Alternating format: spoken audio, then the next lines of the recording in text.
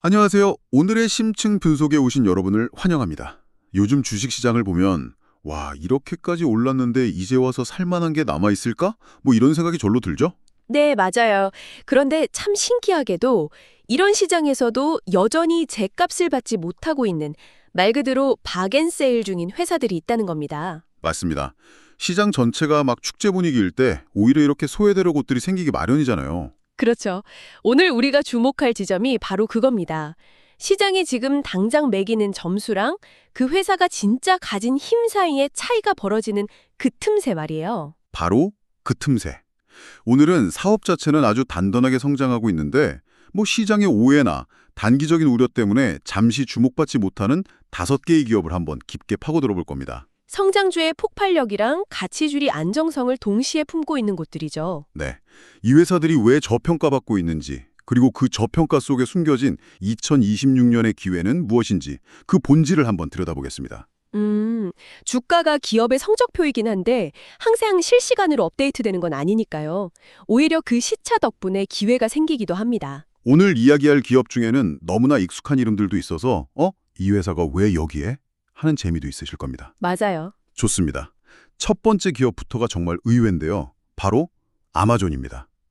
아마존이 싸다는 얘기를 들으면 좀 이상하게 들리시죠? 저도 그랬습니다. 그렇죠. 아마존 하면 혁신, 성장, 거대 기업 이런 단어가 떠오르지 저렴하다는 이미지는 아니니까요. 그런데 이게 재밌습니다.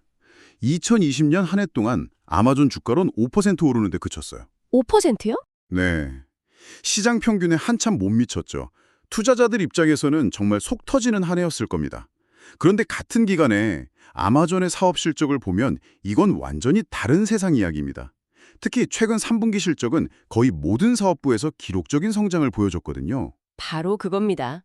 한쪽에서는 주가가 빌빌거리는데 다른 한쪽에서는 회사가 돈을 역대급으로 벌고 있는 이 기묘한 상황. 이게 오늘 우리가 이야기할 간극의 가장 대표적인 사례죠. 잠깐만요. 3분기 실적이 그렇게 좋았다면 주가가 왜 바로 반응을 안 했을까요? 시장이 바보도 아닐 텐데 혹시 우리가 놓치고 있는 다른 악재가 있었던 건 아닐까요? 아주 좋은 질문입니다. 물론 시장이 우려하는 지점들도 있죠. 예를 들어 거시경제의 불확실성이라던가 규제 리스크 같은 것들이요. 하지만 이 분석의 핵심은 그런 우려들을 모두 감안하더라도 현재의 사업 성장 속도가 주가에 전혀 반영되지 않고 있다는 겁니다. 아하. 시장의 심리가 실제 펀더멘털을 따라잡는 데는 시간이 걸리는 거죠. 말하자면 실적이라는 명백한 증거를 보고도 시장이 아직 에이 설마 하고 머뭇거리고 있는 그런 형국입니다. 아하, 그러니까 실적은 이미 저만치 앞서 달려가고 있는데 주가는 뒤늦게 숨을 헐떡이면서 따라오고 있는 상황이라는 거네요. 정확합니다. 2026년에 들어서면서 주가가 한 7% 정도 오르긴 했지만 그동안 쌓아온 사업 성과에 비하면 여전히 갈 길이 멀다는 게 이 관점의 핵심입니다.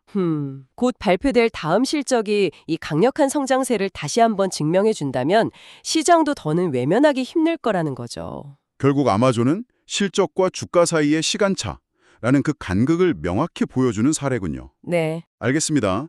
그런데 두 번째 기업인 메타는 상황이 좀 더 복잡합니다. 월스트리트는 메타가 뭘 하는지 뻔히 보고도 이거 돈을 너무 많이 쓰는 거 아니야? 하고 걱정부터 하고 있거든요. 네. 아마존이 못 본 척의 문제라면 메타는 보고도 걱정하는 문제죠. 여기서 또 다른 종류의 흥미로운 간극이 발생합니다. 구체적인 숫자를 보면 더 확실해지는데요. 보통 시장의 평균적인 가치를 S&P 500 지수로 보잖아요. 네, 그렇죠. 이 지수의 선행 주가 수익 비율, 즉 PER이 약 22.4배입니다.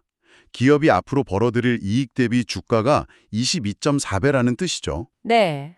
그런데 페이스북, 인스타그램을 가진 거대 기업 메타의 PER은 21.1배입니다. 시장 평균보다도 싸게 거래되고 있는 거예요. 바로 그 지점에서 월스트리트의 고민이 드러납니다. 왜 메타가 더 싼가? 그 이유는 바로 인공지능, AI 데이터 센터에 쏟아붓는 그 천문학적인 투자 때문입니다. 아, 그 투자? 저렇게까지 돈을 태워도 되는 건가? 저러다 망하는 거 아니야? 하는 그런 불안감이죠. 이게 바로 핵심 질문이 되겠네요. 메타의 막대한 투자는 미래를 위한 현명한 베팅일까요? 아니면 밑빠진 독에 물 붓기일까요? 이 분석은 명백히 전자의 손을 들어주고 있습니다. 오, 메타의 생성형 AI 투자가 단순한 비용 지출이 아니라 이미 광고 플랫폼의 효율을 극대화하는 결과로 나타나고 있다는 점에 주목하죠. 결과로요? 네.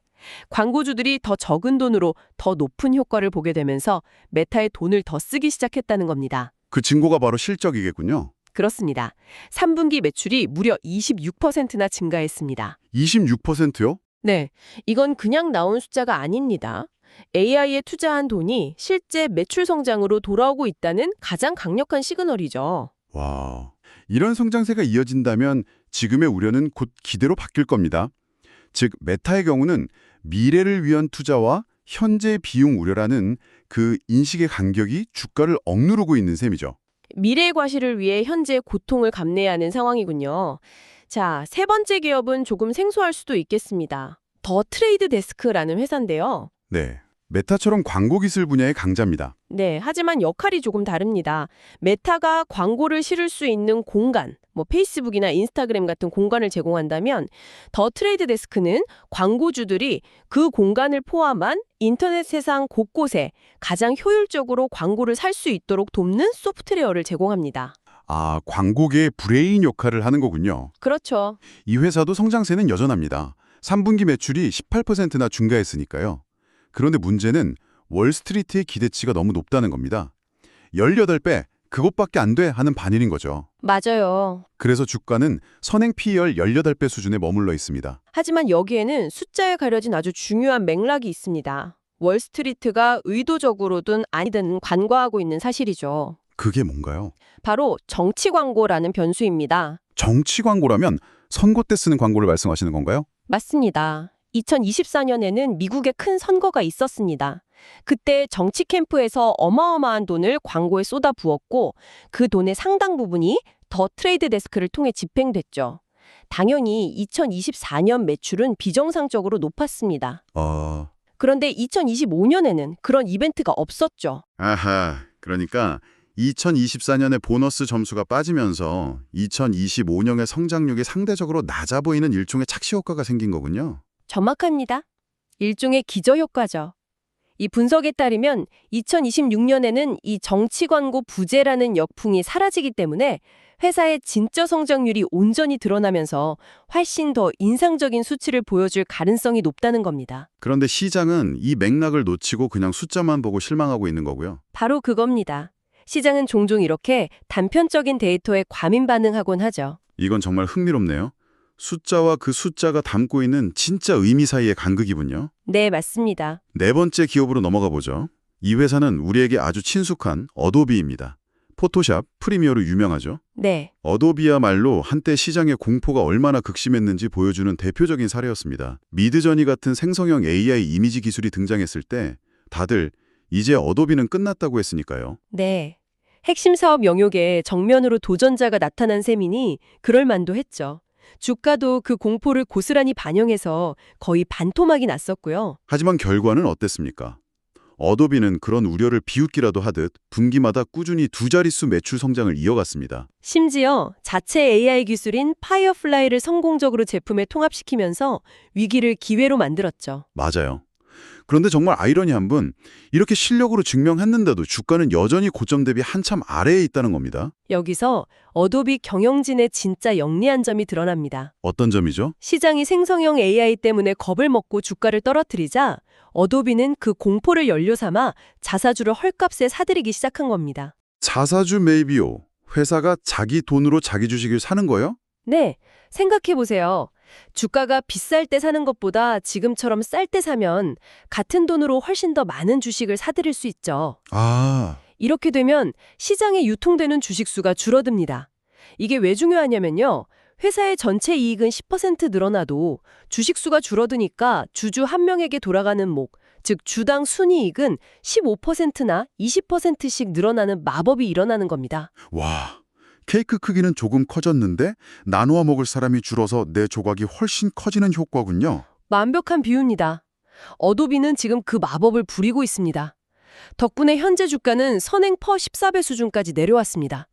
이건 시장의 비관론을 주주 가치를 높이는 엔진으로 역이용한 아주 노련한 전략이죠. 야, 어도비의 간극은 바로 시장의 공포와 그것을 역이용하는 경영진의 지혜 사이에서 발생하고 있었네요. 그렇습니다. 정말 감탄스럽습니다. 자, 이제 오늘의 마지막 5번째 기업입니다. 페이팔 홀딩스인데요. 이 목록에서 가장 저렴한 주식의 주인공입니다. 네, 밸류에이션만 보면 입이 떡 벌어질 정도죠. 선행퍼가 단 10배에 불과합니다. 10배요? 네, 시장 평균의 절반도 안 되는 거의 헐값 수준이죠. 와, 정말 싸네요. 하지만 약점도 명확합니다. 매출 성장률이 한 자릿수 중반대로 정체되어 있다는 점이죠. 맞아요. 아무리 싸도 성장을 못하면 의미가 없는 것 아닌가요? 이 낮은 성장률을 상쇄할 만한 페이팔만의 비장의 무기가 있을까요? 페이팔의 전략은 어도비의 전략을 거의 그대로 가져왔다고 보시면 됩니다. 다만 훨씬 더 극단적이죠. 자사주 매입을 말씀하시는군요. 그렇습니다. 페이팔은 잉여 현금 흐름의 거의 전부를 자사주 매입에 쏟아붓고 있습니다. 전부를요? 네, 잉여 현금 흐름이라는 건 쉽게 말해 사업 운영에 필요한 돈을 다 쓰고 나서 회사에 남는 진짜 생돈이거든요. 이 돈을 재투자에 쓰거나 배당을 주는 대신 오로지 자기 주식을 사는 데만 쓰고 있는 겁니다. 그 결과는 어떤가요? 결과는 놀랍습니다. 매출 성장률은 한 자릿수 중반에 머물러 있지만 어도비에서 봤던 그 마법 덕분에 주당 순이익 EPS 성장률은 두 자릿수를 기록하고 있습니다. 아, 회사의 전체 덩치는 천천히 커지지만 주주 한 명 한 명에게 돌아가는 몫은 훨씬 빠르게 불어나고 있는 거죠. 주가가 워낙 싸기 때문에 이 전략의 효과가 극대화되고 있는 거고요. 바로 그겁니다. 그렇군요. 페이펄의 투자 포인트는 회사의 전체 성장보다는 주주 한 사람에게 돌아오는 가치의 성장에 초점을 맞춰야 한다는 거네요. 맞습니다. 이 분석은 2026년에 페이팔 주가가 반등할 가능성이 높다고 봅니다. 워낙 주가가 저렴해서 굳이 시장 평균만큼 높은 평가를 받지 않고 조금만 제자리를 찾아가도 투자자에게는 훌륭한 수익을 안겨줄 수 있다는 결론이죠. 페이펄의 간극은 밋밋한 외형 성장과 그 안에 숨겨진 알짜배기 주주가치 성장 사이에 존재한다. 이렇게 볼 수 있겠네요. 네, 그렇습니다. 와, 오늘 정말 흥미로운 5개의 기업을 깊게 들여다봤네요. 아마존, 메타, 더 트레이드 데스크, 어도비, 그리고 페이팔까지. 정리해보면 이 모든 이야기를 관통하는 하나의 핵심이 있는 것 같습니다. 네, 바로 처음에 말씀드렸던 간극이죠. 이 5기업은 각기 다른 형태의 간극을 보여줬습니다.